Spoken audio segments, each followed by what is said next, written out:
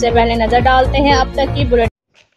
وطن عزیز کے دیگر علاقوں کی طرح ضلع خوشاب کے مختلف علاقوں میں بھی سویڈن میں قرآن پاک کی بے حرمتی کے خلاف احتجاجی ریلیوں اور جلسوں کے انعقاد کا سلسلہ جاری ہے۔ اس حوالے سے میٹھا ٹیوانا میں بھی P T U, T L P اور ملک ظفر آباد شاہی کے زیر اہتمام ملک شوکت یاد شاہی کھرل والی مسجد سے تحفظ قرآن پاک ریلی نکالی گئی، جس سے پیر سید اختر حسین شاہ صاحبزادہ حافظ ضیاء القمر P T U district Khushab کے سیکرٹری ملک شوکت یاد شاہی کھرل، پی ٹی یو تحصیل خوشاب کے پریزیڈنٹ ملک غضنفر علی چھینا، انجمن اساتذہ کے ڈسٹرکٹ پریزیڈنٹ ملک محبوب الہی، ایکس چیئرمین میٹھا ٹیوانا ملک تنویر ٹیوانا، صاحبزادہ علامہ حافظ محمد عثمان اور دیگر مقررین نے خطاب کیا۔ مقررین نے قرآن مجید فرقان حمید کی بے حرمتی کے خلاف سخت غم و غصے کا اظہار کرتے ہوئے مسلم ممالک سے پرزور مطالبہ کیا کہ سویڈن کے ساتھ ہر قسم کے سفارتی تعلقات ختم کیے جائیں اور ان کی مصنوعات کا مکمل بائیکاٹ کیا جائے۔ مقررین نے امت مسلمہ سے